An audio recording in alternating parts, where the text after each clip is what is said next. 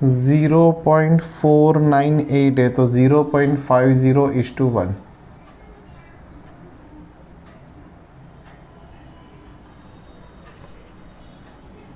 Stock working capital ratio, next है stock working capital ratio. Stock देखो, जो sequence में उन लोग ने पूछा वही सीक्वेंस में हम आंसर फाइंड आउट करेंगे। स्टॉक वर्किंग कैपिटल रेशियो का फॉर्मूला है closing stock upon working capital into 100। Closing stock कितना है क्वेश्चन में, देखो 98,500 डिवाइड बाय वर्किंग कैपिटल कितना है 91,200 इंटू 100।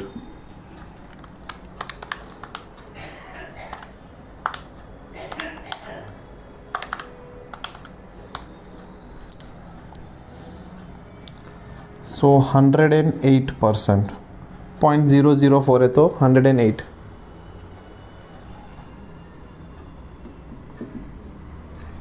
फिर नेक्स्ट है डेट इक्विटी रेशियो। डेट मतलब बोरोड फंड, इक्विटी मतलब प्रोप्राइटर फंड। तो फर्स्ट फॉर्मूला है debt upon equity.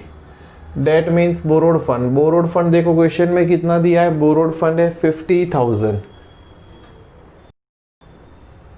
Upon proprietor fund कितना है, ये 2,50,000।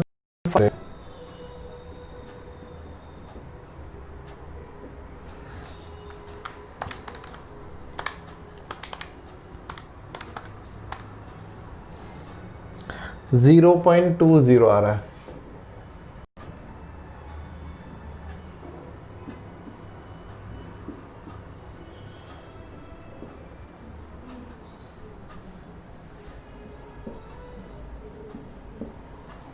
जितने भी आंसर को हाईलाइट हो जाएगा। और दूसरी भी फॉर्मूला है तो सेकंड फॉर्मूला से भी आंसर फाइंड आउट करो। Debt equity ratio is equal to debt upon debt plus equity. मतलब debt is 50,000 upon debt plus equity मतलब borrowed fund plus proprietor fund is equal to total fund employed, that is 3,05,000। So करो,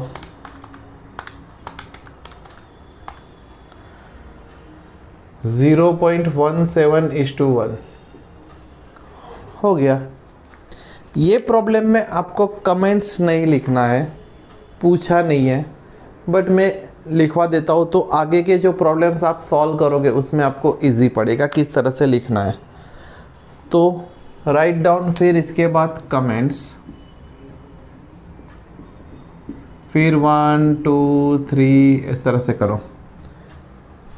चलो pause button press करो। पहले ये सब कुछ, सबसे पहले first please press pause button. If you want to zoom it then take a screenshot और कॉपी कर लो इसको पूरा आंसर, और उसके बाद मैं कमेंट्स लिखवा रहा हूँ। चलो कमेंट्स में स्टैंडर्ड प्रोप्राइटरी रेशियो देखो 65% है, कंपनी का 59.35% है, मतलब लेस देन स्टैंडर्ड है, तो it is unsatisfactory. Standard liquid ratio is 1:1 है, कंपनी का 1.09 है, तो मोर देन स्टैंडर्ड, तो it is satisfactory. Standard current ratio is 2:1 है, 1 रुपये के करंट लायबिलिटी के सामने 2 रुपये का करंट असेट्स होना चाहिए, कंपनी का 1.75 लेस देन स्टैंडर्ड, तो अनसेटिस्फैक्ट्री। कैपिटल गियरिंग रेशियो अगर 1:1 से होगा, 1:1 से लेस होगा तो लो गियरिंग, 1 से ज़्यादा होगा हाई गियरिंग, लेस देन 1:1 है तो लो गियरिंग है, लो रिस्क लो reward. Stock working capital ratio, sorry ये एक सेकंड ना, 98,500 डिवाइड बाई 91,200, 108% है, sorry. It is more than standard, मतलब 100% होना चाहिए, उससे ज़्यादा है, मतलब कंपनी का एक्स्ट्रा अमाउंट स्टॉक में ब्लॉक रहता है।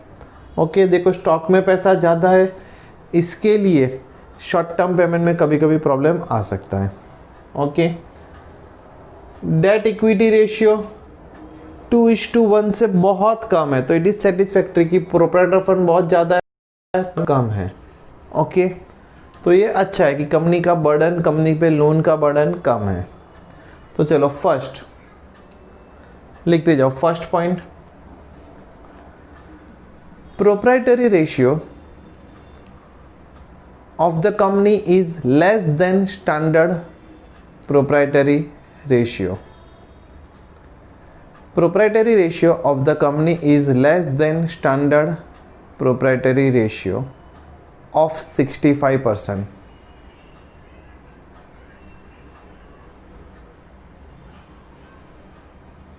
Which is unsatisfactory. Second point, liquid ratio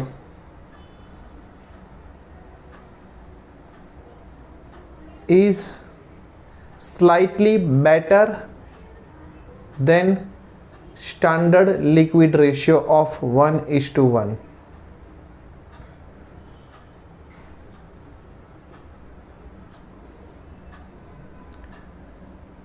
Third, current ratio is less than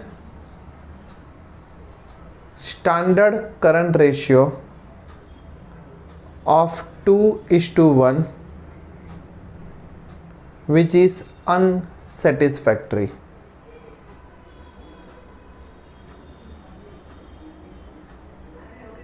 Fourth point, company works on low gearing.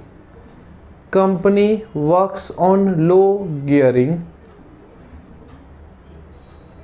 It means low risk, low reward. It means low risk, low reward.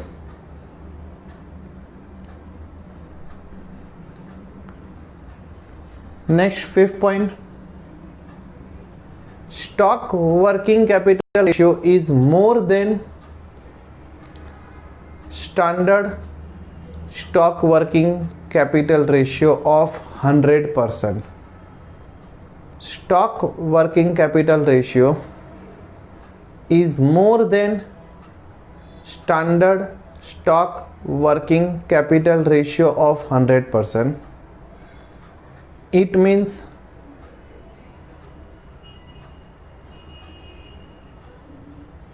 more amount of working capital is blocked in stock or trading activities. More amount of working capital is blocked in stock or trading activities. अभी इसमें से हम ऊपर वाले पे comments लिखेंगे, तो वहां पर लिखेंगे date equity ratio is far better than standard debt equity ratio of 2:1. That's it. ये हो गया आपका कमेंट्स। तो ये फर्स्ट फिफ्थ प्रॉब्लम आपका कंप्लीट हो गया।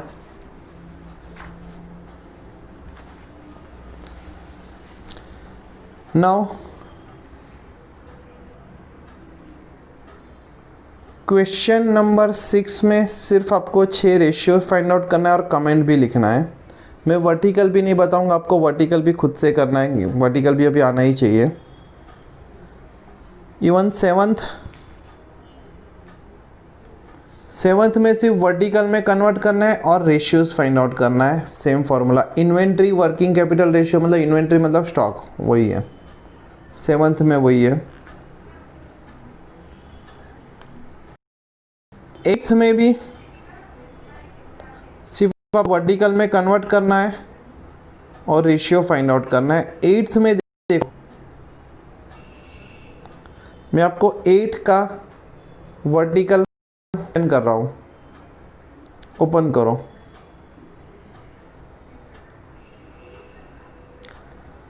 Following is the balance sheet of Ronald limited. Equity share capital, preference share capital, दोनों share capital, 7% debenture, 8% public deposit, दोनों borrowed fund. Bank overdraft non quick liability, creditor unpaid dividend outstanding expense तीनों quick liability, reserve and surplus, provision for tax quick liability, profit and loss account reserve and surplus. अब cash in and cash at bank, bills receivable and debtor चारों चार quick assets. Stock advances ये दोनों non quick assets. Furniture machinery land and building tangible assets. Goodwill intangible asset. अगर आप tangible intangible का नहीं भी करोगे क्योंकि इसमें रेशियो में उसकी ज़रूरत नहीं है तो सीधा चारों चार फिक्स असेट्स के हेडिंग में लिखो तो भी राइट होगा। तो furniture machinery land and building and goodwill fix assets. Preliminary expense fictitious assets. Calls in arrears in equity share 5000। ये क्या करना है तो देखो यहाँ पर कैसे करना है कॉल्स इन अरियर्स का। भाई प्रेफरेंस शेयर कैपिटल लिखा, इक्विटी शेयर कैपिटल में कुछ कॉल्स इन अरियर्स है, मतलब शेयर कैपिटल डिमांड तो कर दिया, कॉल तो डिमांड कर दिया, लेकिन शेयर होल्डर ने अभी तक उसका कुछ शेयर होल्डर ने उसका पेमेंट नहीं किया है तो आउटस्टैंडिंग कॉल है। तो यहाँ पर कैसे लिखते हैं भाई, इक्विटी शेयर कैपिटल का अमाउंट आप 1 लाख लिखोगे इनर में, फिर लेस कॉल्स इन अरियर्स 5000 तो आउटर में आएगा 95,000 बस। तो कॉल्स इन अरियर्स है वो less from equity share capital होगा। Calls in arrears less from equity share capital. Okay,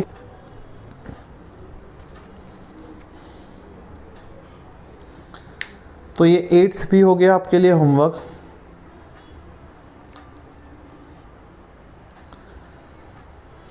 ninth ज़्यादा टफ नहीं है एकदम इजी। 2 साल का पूछा हुआ है। देखो, following are the balance sheet of X limited on 31 March 13 and 31 March 14। तो आपको क्या करना है, तो जब आप कॉलम ड्रॉ करोगे ना तो किस तरह से ड्रॉ करोगे,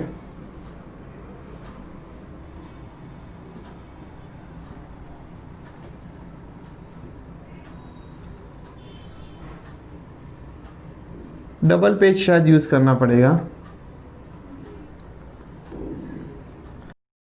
by 31 March 13, 31 March 14, particular rupees rupees rupees rupees rupees rupees बस।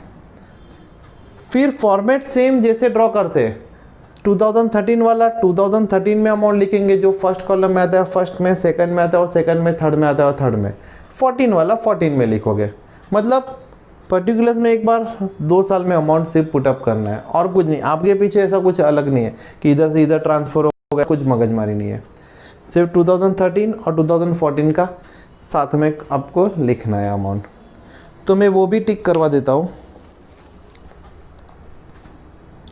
Share capital direct share capital दे दिया है, retained earning reserves and surplus, provision for income tax quick liability, debenture borrowed fund, account payable quick liability, other current liability quick liability total. फिर asset side देखो, building and equipment fixed assets, land fixed asset, patent fixed asset, account receivable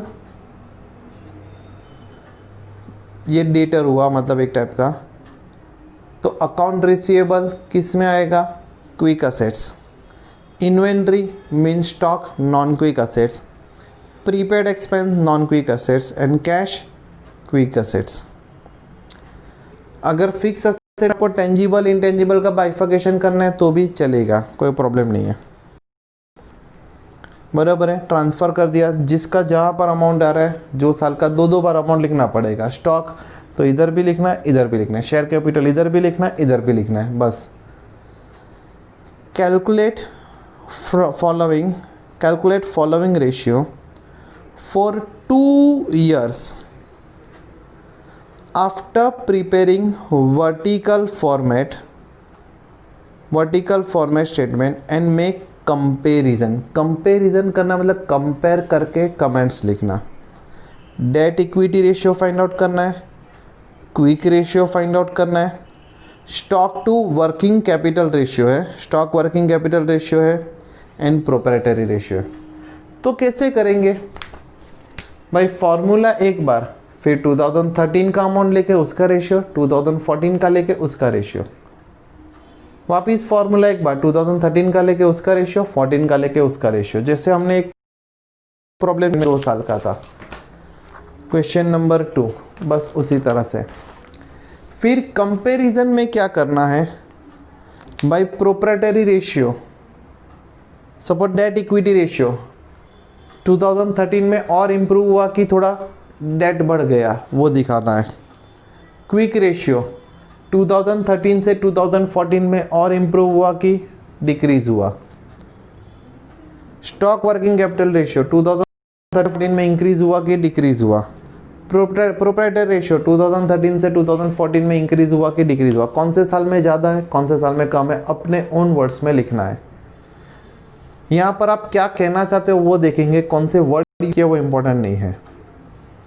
okay, comments का 3 marks रहता है, वो full मिल जाएगा अगर आपने सबका कमेंट्स एक्सप्लेन प्रॉपरली किया तो क्वेश्चन नंबर 6, 7, 8 और 9, इसमें क्वेश्चन नंबर 6 और क्वेश्चन नंबर 9 ये 2 में आपको कमेंट्स भी लिखना है। क्वेश्चन नंबर 7 और क्वेश्चन नंबर 8 में कमेंट नहीं लिखना है। तो ये 4 प्रॉब्लम आपको होमवर्क रहेगा, एक साथ करोगे आराम से हो जाएगा। Still I will give you 1 more day to solve, बरोबर है? मैं आपको इसके लिए 2 दिन दे रहा हूँ, आज का दिन प्लस कल का दिन, परसों आपको मुझे ये दिखाना